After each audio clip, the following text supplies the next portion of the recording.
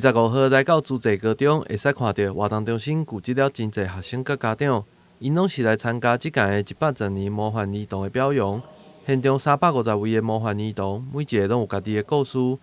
拢是值得大人囡仔学习的对象。市长王伟特也亲自到场颁奖表扬，肯定每一个学生的努力，同时也感谢家长甲老师的付出。市长也勉励模范儿童爱持续加油，为家己的梦想来努力。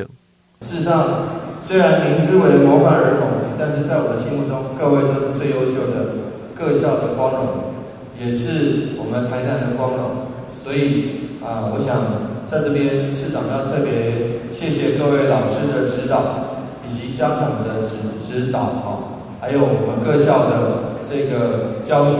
能够让我们各位同学能够获得最好的一个发展。所以在这边也谢谢各位辛苦的老师、各位校长、各位同学自己的努力荣耀了家里，也荣耀了学校。